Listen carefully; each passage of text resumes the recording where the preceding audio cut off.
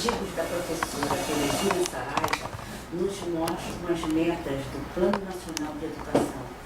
Metas essas que deveriam estar encerradas até 2016.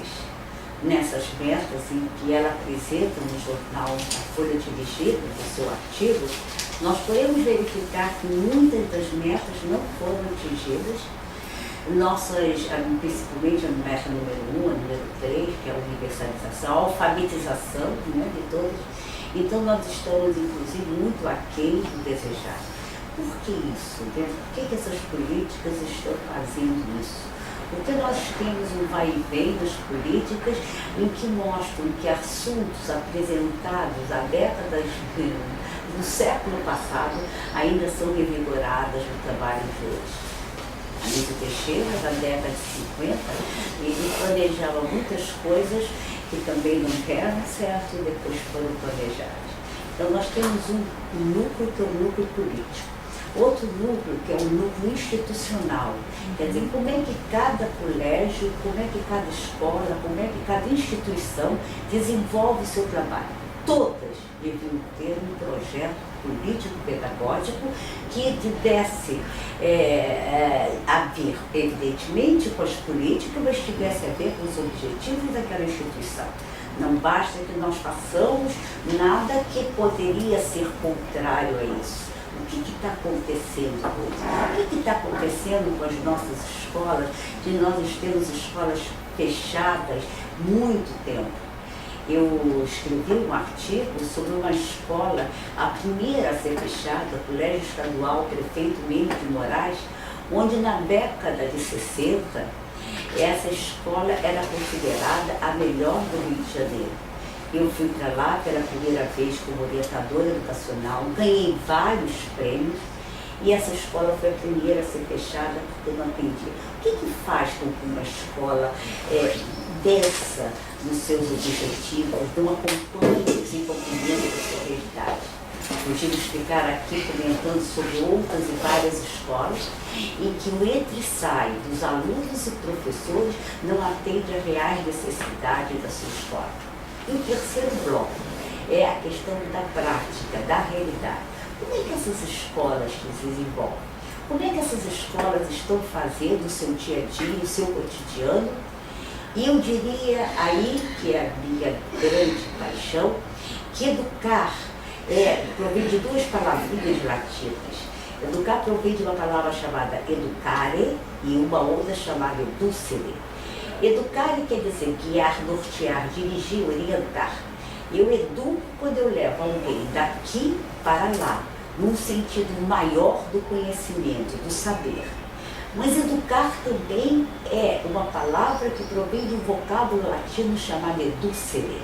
E educere é tirar de dentro para fora as potencialidades dos indivíduos. Ora, nossos alunos.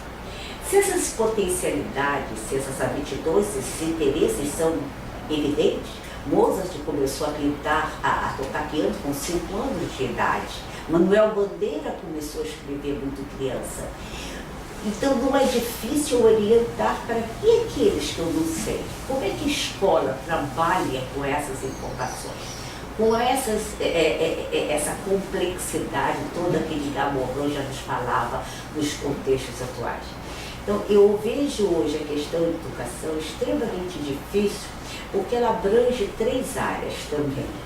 Abrange um outro artigo, e eu até o trouxe, da secretária municipal de educação, a professora Helena Moberry, que fala o que está acontecendo com a formação dos professores. Então, ela faz um levantamento que a Secretaria Municipal de Educação tem feito nesses últimos tempos e que tem estado muito aquém à realidade do que ele desejava. Por exemplo, ela fala de um concurso que houve para professores de 1ª a 5ª série em 2015, com mais de 8.000 candidatos, em que só passaram 416 candidatos. O que é isso? O que está acontecendo? Quem forma esses professores? Qual é o dia a dia? É a faculdade, é a instituição? Como é que é isto? Como é que isso se dá? E para a complexidade se tornar mais real, eu busco auxílio na questão de um grande filósofo chamado Vasco Morente. Morente, ele era um filósofo que ele dizia que ele falava da minha grande, enfim, da coisa mais importante para mim, que são os valores da educação. E ele diz uma frase muito bonita: os valores não existem, eles valem. O que é bom para uma pessoa não necessariamente é bom para outros, que vale para uns, que vale para outros. Então, como é a cantiga popular, se eu nasci assim, eu cresci assim, então isso não tem jeito. É isto? Então, o que nós fazemos na educação na escola? Eu costumo dizer que ensinar a ler, escrever e contar não é difícil. Mudar as disciplinas, outro dia numa palestra, a professora Fátima me sinalizou que eu, na palestra, estava falando que daqui a pouco vou ensinar o mandarim. E ela me disse, não, já tem em Niterói uma escola que está ensinando. Então, quando eu fiz o antigo, que se chamava na época ginásio, existia uma disciplina chamada latim, que hoje não existe, mas a professora era tão boa que eu até hoje sei adiar, com DEX, Petotox, Sinetenos. Hoje será o quê? O mandarim? Hoje será isto, essa realidade?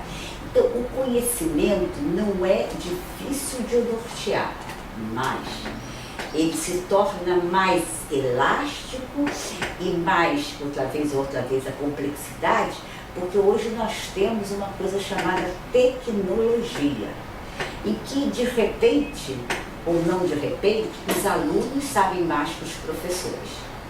Dominam essa técnica com bastante similaridade. Ouvia hoje no rádio que vai ser suspenso o WhatsApp. Então, o que vai acontecer com essas crianças que dominam isto? Outro dia, estava no restaurante e fiquei com pena de não ter uma máquina para fotografar e filmar em que todas as mesas com crianças ou estavam com tablet ou com telefone celular. E isso na escola? É você desligar o telefone. Como é que se lida? Então, uma é a complexidade, exatamente, é a complexidade advinda, nós estamos vendo aí a violência em todos os lugares, né? Nós estamos vendo as questões econômicas, nós estamos vendo uma série de problemas agora mesmo com as Olimpíadas, as pessoas preocupadas com o que vai acontecer, com a segurança da cidade. Então, eu tenho um bloco disso. Eu tenho um outro bloco que eu chamo da relação professor-aluno. Sim, eu costumo dizer que o professor, principalmente o professor superior, ele tem uma formação muito qualificada quando ele é fora da área de educação. Se você é um médico, um engenheiro, está exercendo o seu direito de professor, aí é professor da universidade. Agora, a gente é professor, professor. Né? Quer dizer que não tem essa conotação. Então, são os professores, quem são? Como é que eu educo esses alunos? Como é que eles chegam à escola no seu universo de saberes diferenciados? E o terceiro bloco, que é a formação, mais que a informação. Como se formam esses alunos? Dessa pleiade de conhecimentos, como é que eles são trabalhados? Como é que eu resgato o que eles têm, o que eles possuem, para um valor maior, um valor que o qualifica, um valor que trabalha muito bem. Hoje tem no jornal um artigo muito interessante do trineto de Dom Pedro II com o bisneto do Floriano Peixoto. Então eles fazem uma alusão que o momento que nós vivemos agora é um momento que eles viveram das suas épocas, mas diferenciaram a condução do problema. Isso se chama valor. Os valores, eles são extremamente diferentes. Você vê, como eu vi outro dia, uma pessoa que à primeira vista, é engraçado, só tem uma manga de camisa, mas não, era tatuagem num braço inteiro, o outro não tinha. é sinal que ele gosta daquilo, o outro já não vai fazer. O belo, o bonito, o caro, não é muito difícil, mas o valor da educação, eu queria extremamente dizer, e sem medo de errar, um país só modifica, só se eleva com o trabalho na educação. Nos nossos índices, nós estamos muito aquém do primeiro país mundial na educação, que é a Finlândia. Numa escala de 0 a 10, ela está com quase 8 e pouco, não sei se é 8,2, 8,3, que ela já atingiu. Nós estamos com 4,3.